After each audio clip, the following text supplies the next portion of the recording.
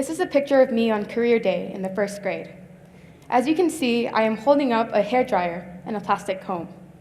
This is because I wanted to be a hairdresser when I was in the first grade. This was my first dream career ever, and it didn't last very long. My next dream was to become a WNBA player. In the sixth grade, I tried out for the boys' basketball team, and for some reason, I made it. I was the only girl to make it on the boys' basketball team, and from that day on, I was convinced that I could go pro.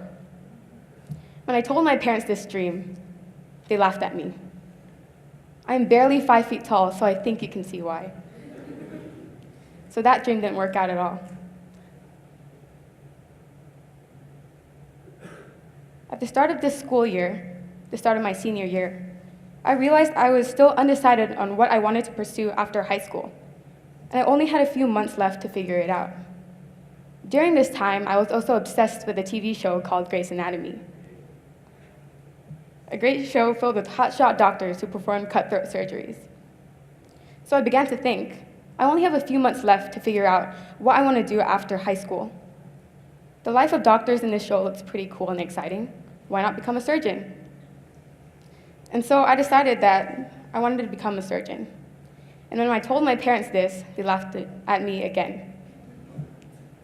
They knew that I would faint before making an incision because I've always had a fear of blood. So my dream of becoming a doctor did not last long either. Over the past few years, I think I changed my career dream at least 15 times. As a result, I began to do more research on different career opportunities in the world in hopes of finding one that would fit me, but somehow, I was still unable to settle on one career. Nothing ever fit all the criteria, and I was constantly changing my career. Also, after changing my career so many times and feeling discouraged about what people around me had to say about my career choices, I began to lose motivation and confidence because I felt like I couldn't pursue anything in this world. My point in telling you about my ever-changing career choices that I've had in my life so far is not for the mere purpose of getting you to know me better, but rather to raise an issue that is common for many teenagers. What do I love? What am I good at? What career should I pursue? Should I listen to what my parents tell me or what my heart tells me? When do I really know when I'm following my dreams or making an impractical decision? Should I be discouraged by what society says about my dream career? Many teenagers are asking these very questions as they begin to approach the end of high school. Many are confused as to what career they should pursue after high school because they are pushed by society to be independent and know what they want to do by the age of 18.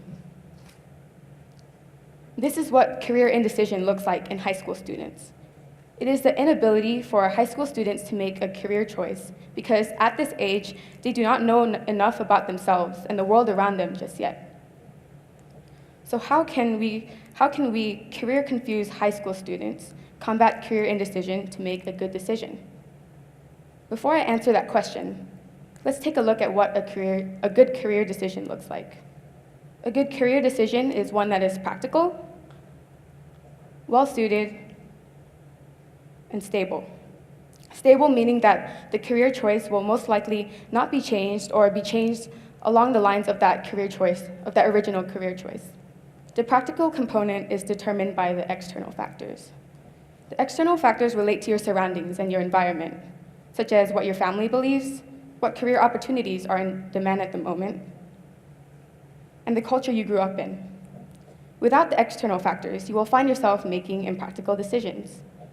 If you recall my life story about my ever-changing career choices, you will remember that I wanted to become a doctor and a WNBA player. Till this day, I still get queasy at the sight of blood, and if you don't already see, I am still 5 feet tall, and let me tell you that I'm not exactly a basketball prodigy either. So what good would it have been for me to pursue a career in medicine or in basketball? Back then, I was discouraged by my parents' lack of support for my dreams, but now I understand that they were able to see more practically than I could at the time, and now I am grateful for their input.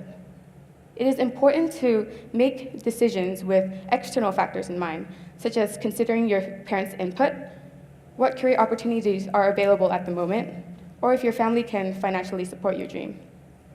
By analyzing the external factors, you reach a practical decision. Considering the internal factors give you the well-suited part of your decision. The internal factors are factors relating to self, and they give you self-definition. They are factors such as what you love to do, how you react in different situations, what makes you angry or what makes you sad, what are you more confident in or less confident in, what are your strengths and your weaknesses. These factors can be grouped into personality, interests, goals, and attitude. Without the internal factors, you will most likely choose a career that you do not enjoy. Also, if you don't identify the internal factors before making a decision, you will have a low sense of self and thus be likely to experience traits of indecisiveness, such as the need to infinitely gather more external information to get to a decision, delaying a decision because you can't narrow down that information, and you will also exhibit low levels of self-efficacy, which means that you have low confidence in your abilities to pursue a career that you love. In my life story, I mentioned that I did a lot of research to make a career choice, but for some reason, I was still unable to get to a good decision. I did my research on the external factors and was well informed, which was good because it produced practicality. But why was I still unable to make a career decision? This is because I hadn't analyzed and identified the internal factors, such as my passions and interests, and how that would play in my career choice. I wanted to become a WNBA player because of the tension and pride I got from being the only girl to make it on a boys' basketball team. In an attempt to quickly finalize a career decision, I told myself that I could become a doctor because it looked cool on a TV show, and also because I knew that doctors are highly respected in society. In that moment, it seemed like I would love pursuing these careers, but did I really consider if it would suit me well before coming to this conclusion? No. I considered external factors, such as what society praised, to make a quick and easy decision that, in the end, caused me to be obsessed with gathering more information, and I delayed my decision because I was unable to narrow down all that information. Also, my confidence plunged, and because I felt like there was no career in the world that could fit me. Analyzing the internal factors helps you know more about yourself, and it is essential to make a good career decision, because not only does it help you get to a well-suited decision, it provides you with a mechanism to narrow all the external information down to reach a good decision, and it also gives you the confidence in your abilities to pursue that career. As you can see, there were many faults in my career decision-making process, and it led me to delay my decisions or make decisions that were impractical or not well-suited to me. So how can I, along with all of you who are experiencing this problem of career indecision, combat this problem to reach a good career decision? 1, slow down. We live in a fast-paced world, and rushing your career decisions to keep up with the world by resorting to easy solutions, such as simply hopping on the bandwagon and doing what everyone else is doing, can actually be counterproductive. Oftentimes, slowing down to think and evaluate about who you want to be in this world around you now can actually save you a lot of time and money in the future. 2, when you slow down, identify the internal and external factors. Identify who you are. Are you a risk taker? Are you fearful of making a career decision? Do you like solving math problems? Do you like painting? What are your strengths? Identify the world around you. What do your parents say about going to college? What classes does your school have to offer? What internship opportunities can you take advantage of? Who can you talk to advice for a specific career? 3, evaluate the external and the internal factors together. If you're the kind of person who is ambitious and loves spontaneity, what are the career choices that can fit this criteria? If your parents disapprove of your dream, should you keep pursuing your dream because you feel confident in it? Or should you choose to trust their opinion and pick another career? These are tough questions to answer. and you aren't expected to figure it out on your own. You can seek help from mentors, family, friends, and even your school's guidance department. This is the purpose of your school's guidance department. They're supposed to help you through this tough process. And so over the past 2 months, I've assessed our own guidance department to produce ways to improve it to help all of you Dalat high school students through this tough process. Firstly, I sent out a survey to assess your opinions on Dalat's guidance department. When asked about the materials you thought the guidance department provided, you answered that the guidance department offers college visits, university fairs, personality and interest tests, information about the application process, such as Bridge U, Common App, or College Board. When asked about the resources you wanted to see added into the guidance curriculum, a lot of you answered that you only ever heard about universities. You wanted a more personal approach.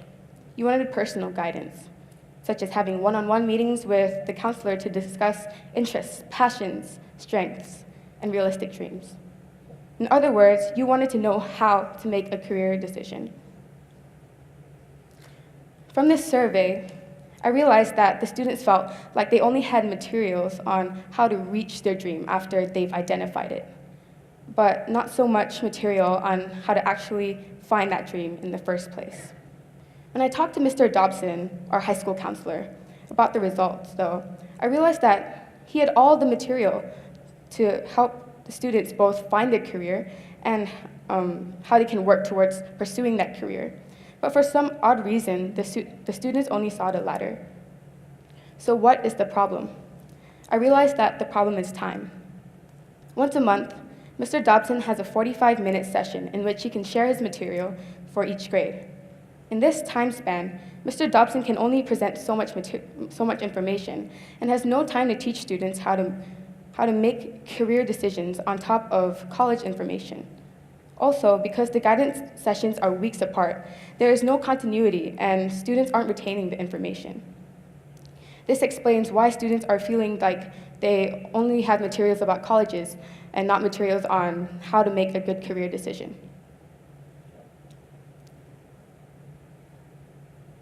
After realizing this, I decided that the guidance department could be improved if a career help class was implemented into the high school curriculum. This way, there will be more time to present more in depth about how to make a career decision. And also, you can solve this problem of continuity, which will make it easier for students to receive the information, because before, the classes were 4 weeks apart, and now it would be a day apart. Over the past few weeks, I have outlined a career help class and created a proposal for the implementation of this very class, in which I will hopefully present to the high school administration in the near future. Whether or not they decide to add the class into the curriculum, though, I want to leave you guys with this now. To all of you who are currently dealing with career indecision, or are simply going through the career decision-making process, I challenge you to slow down. Take a step back. Pause for a moment in the midst of your busy schedules to find out more about yourself and the world around you before rushing into a career decision. Do this with intention. Don't briefly think about your career as you're watching TV or playing Fortnite. Set time aside to really think about it. Outline it, journal it, mind map it. Find a mentor to help you, to guide you through it. You'd be surprised how much you already know about yourself and the world around you if you just stop to take the time to reflect on it. We live in a busy world, and rushing ourselves to keep up with the world can actually be counterproductive. Also, approach career decisions with a positive attitude. Don't be discouraged by external barriers such as discrimination or contrasting family values. Make decisions not by fear or societal influence, but from what you know about yourself. But at the same time, be informed about the world and the opportunities it has to offer. From there, you can make a career decision that is well-suited, practical, and therefore stable. Thank you.